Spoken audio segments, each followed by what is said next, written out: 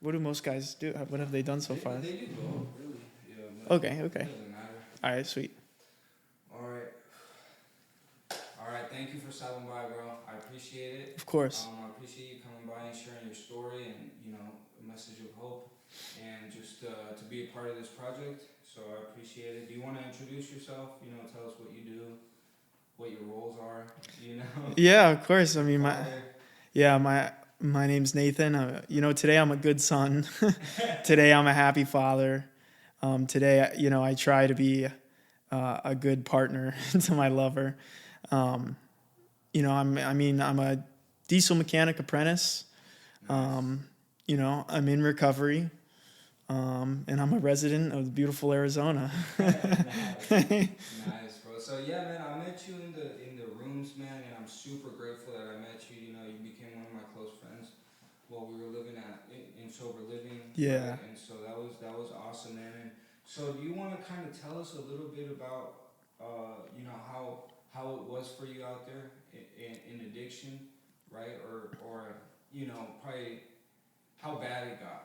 Right, some not like war stories, but Right. just Well, I feel like a lot of people you meet in recovery, I mean, my story is similar.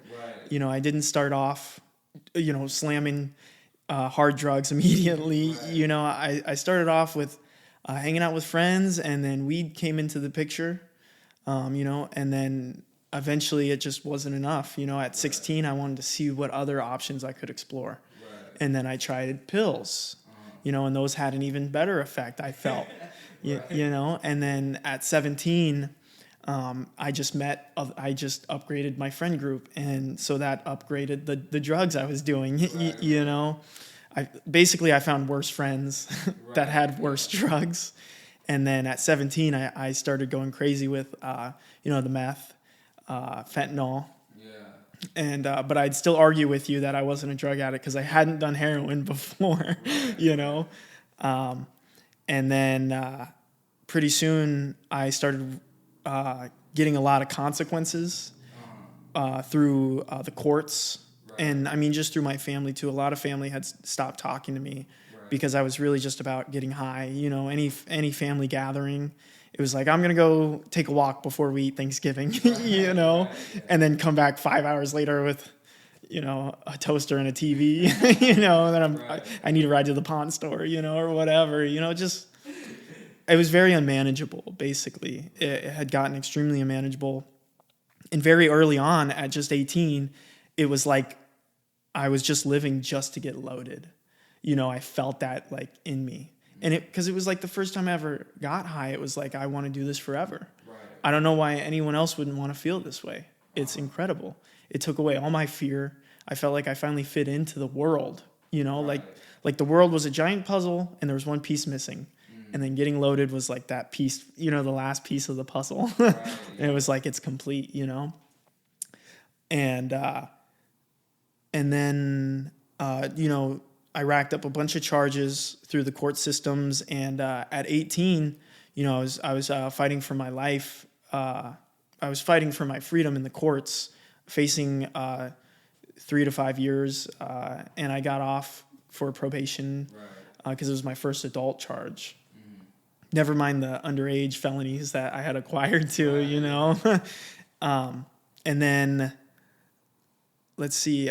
I had racked up all these charges, and then I started going to treatment centers and kept getting loaded. I mean, the worst of it was 2 straight years of just bouncing treatment centers and sober livings with a bag full of clothes, looking for my next 2 to 3 week job I can get for the paycheck, and then if not blowing it all in a day and going back to treatment, then living it out for like a week. Sleeping on a park bench or in front of Circle K's, and then getting back into treatment, and that was my cycle.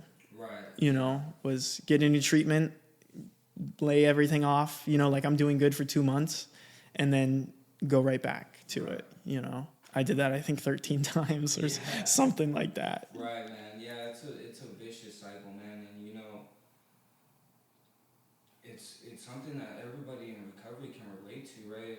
It's that point where it's like you want to stop so bad, and you see all the consequences that are happening around you, but you know that mental obsession, that phenomenon is just, it's just way out of their control, you know. And so Right. so man, what did how was it for you this time?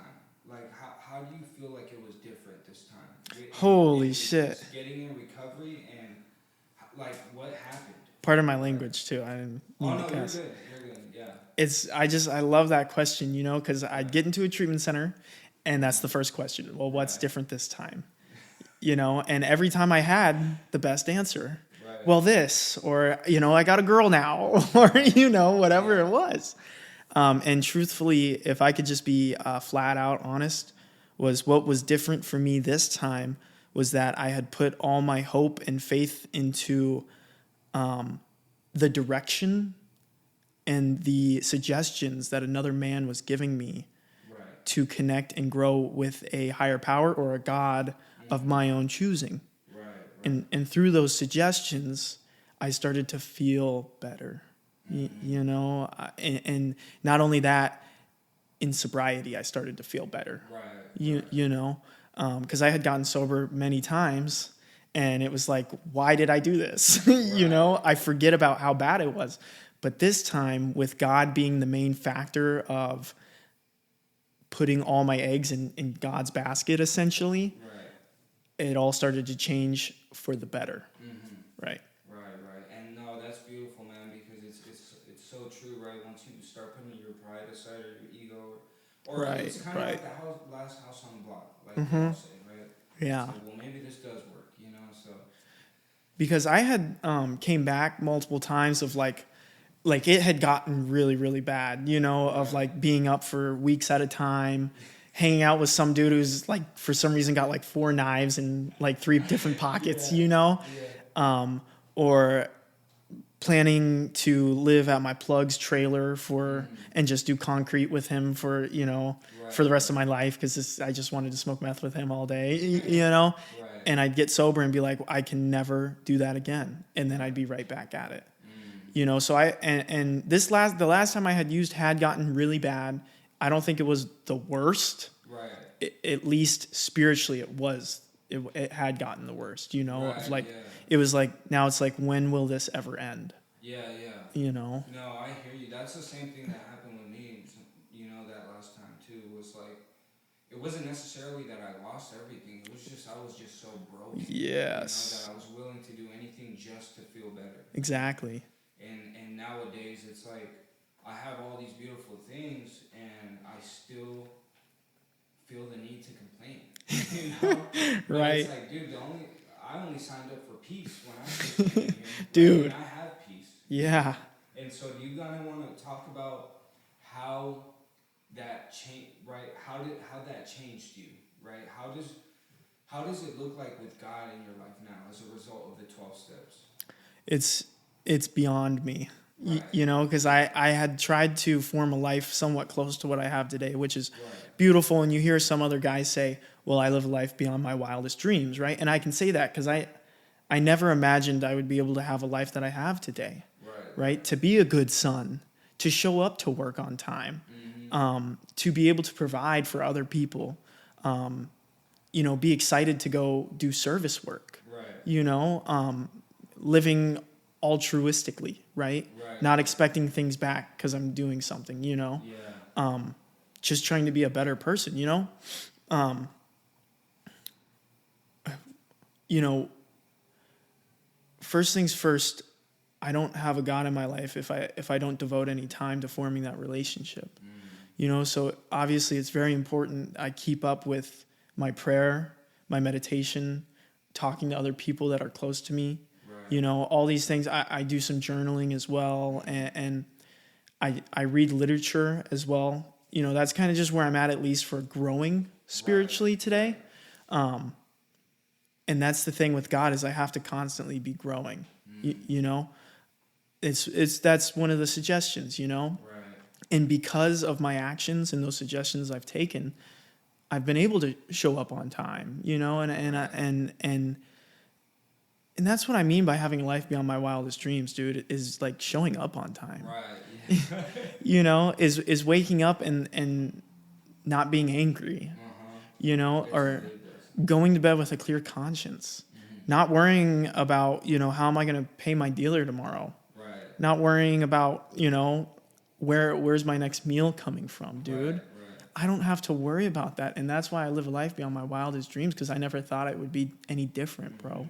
Exactly. You know, Exactly. it's an incredible blessing, dude, Mm. and I'm extremely grateful for that. Yeah, for sure, man. And it's man, like whenever I meet like a newcomer, it's almost like I just want to give this to you. You know, Dude, like I just want you to know I how wish. it is on the other side. You Yeah, know, yeah, and so I kind of wanted to touch on that a little bit because I like a story that you tell whenever you share about your when you shared your fifth step with your sponsor and right, you were yeah. riding on the train. Oh, And yeah, so, yeah. do I you can. want to kind of get into I that a would little love. bit because Yeah, you know it just shows how something like that we think is so little can really change our perception. You know. right, right.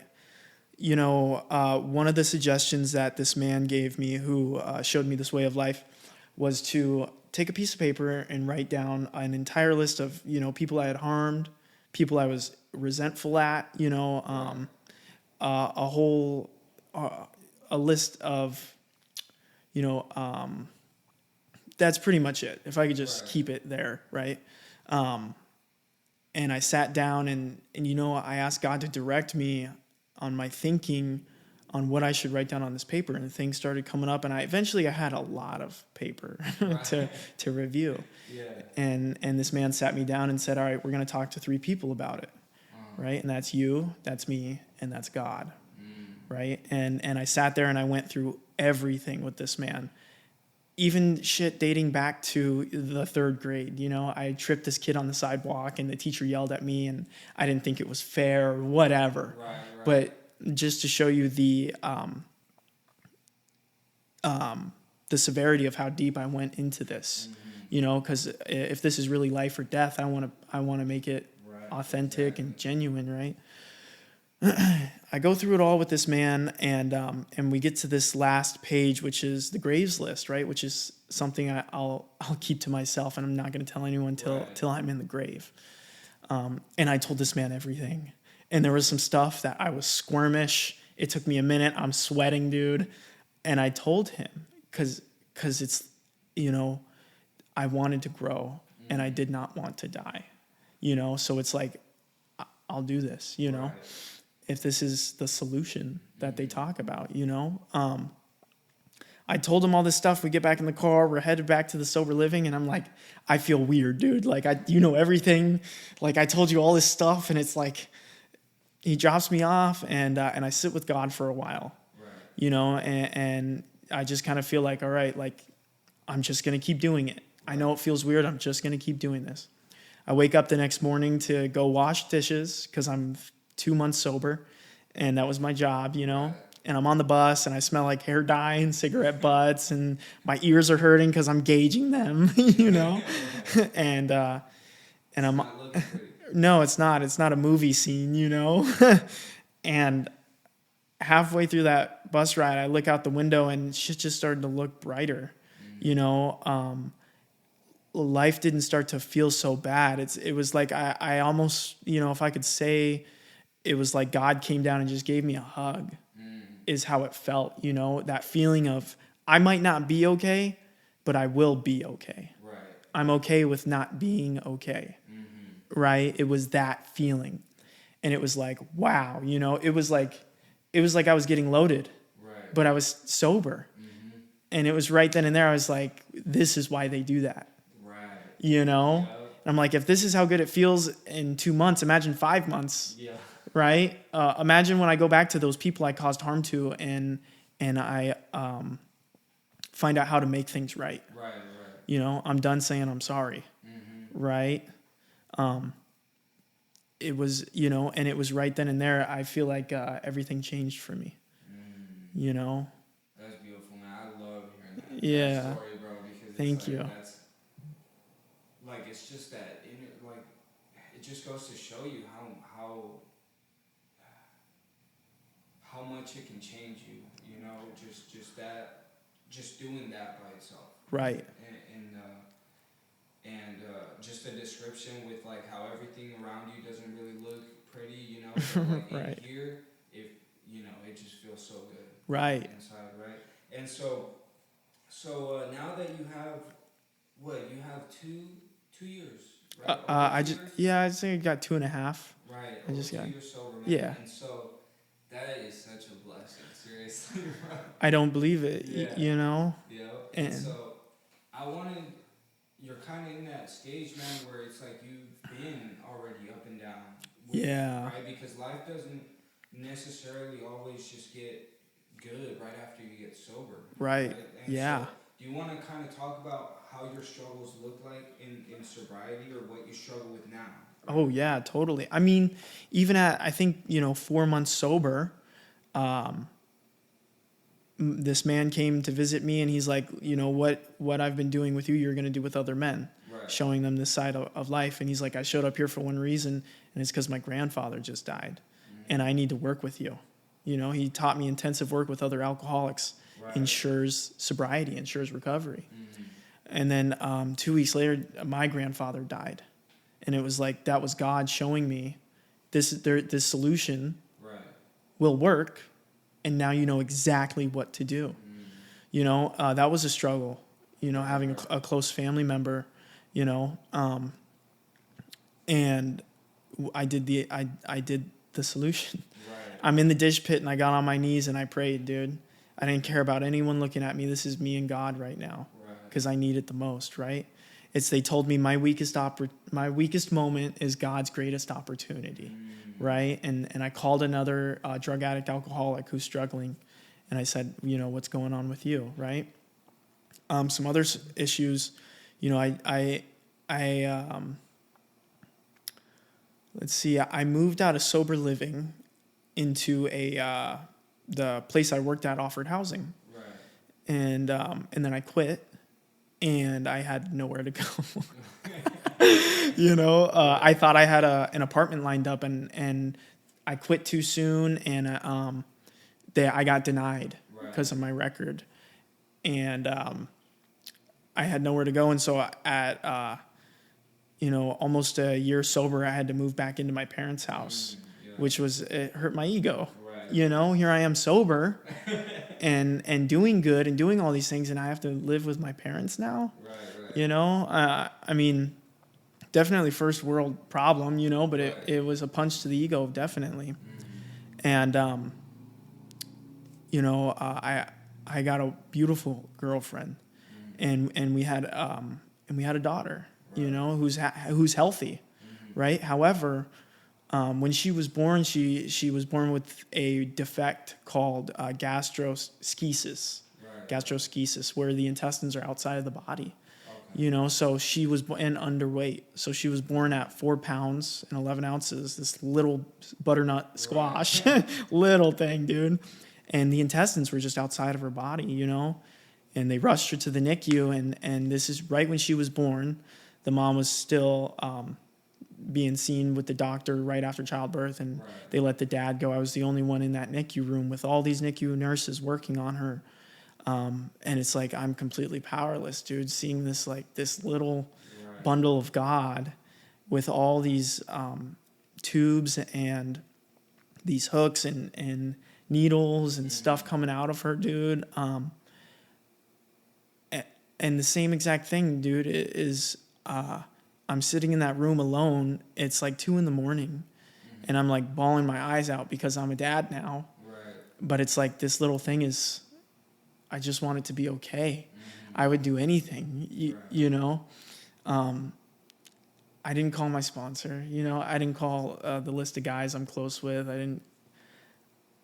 I got on my knees in the NICU, dude. And I prayed over this little girl, bro. Like my life depended on it. Right.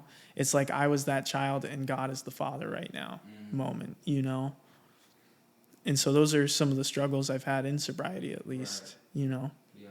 And that's such a beautiful thing, man. Because like I said, just because you get sober doesn't mean that life is gonna get easier, you know. But Right. now the good thing, what I liked about what you said is that you know the solution and you put it to work, you know, and that's why Yeah. I'm so grateful for the men in our circle Right. Right. because they taught us not to rely on them. I Yep. mean, somewhat, but Right. to just go straight to God. Right. Right. Because it's like, you know, I could sit here and I can ask 10 people about their opinion on what job I should get. And Right. every single one is gonna tell me something different. Yeah. Now I'm just fucking confused. Yeah. Yeah. And so now they're the director of my life, right? But it Right. tells us in the book that God is the director, right? If I Right. want to answer badly enough, I get with God, you know. Exactly. And so yeah, man, we'll kind of end it at this, man. What is your best advice that you've received while being sober, or what's something that you currently are living by? Like a favorite saying or something that you've read recently, right? Because it seems like almost every week it's something different, right? Like you hear Yeah. something different, you're like, oh shit, like Yeah. you know, you start to be aware of that. Right. You know? Well, you know, to be back to basics, one of the things I heard early in recovery that I still think of a lot today, Right. there's a couple things, but lately it's been this one, and it's just seek and you will find. You know, knock on that door and it will open type thing. Right. You know, and that's really helped me a lot with growing with God. You know, because it can get repetitive, dude. Right, exactly. Going to the same meetings, talking to the same people, you know, it's like, where do I grow? What do I look for something different? You know, and, you know, another piece of advice that helps me too is the last ever conversation I had with my grandfather. I was doing really good for once. Like authentically, I was doing good, right? Yeah. That's powerful. And well, I got done talking with him, and he's like, look, whatever you're doing, just keep doing it. You know, just don't stop exactly what you're doing. If you feel good, do not stop. Right. You know, and then he passed away like a week later, you know, and it's true. You just don't stop. You know. So good, man. Right. Well, thank you, man. I Yeah. appreciate you stopping by, man. Thank you. I appreciate you doing this with me. Yeah. You had a beautiful story, and yeah, I just appreciate you stopping by and telling us a little bit about your story, man. And Thank you so much. yep. And yeah, man. Thank you. Yeah, thank you. Let's go. That was good? Hey, yo. Hell yeah, dude. I'm glad we prayed before, dude.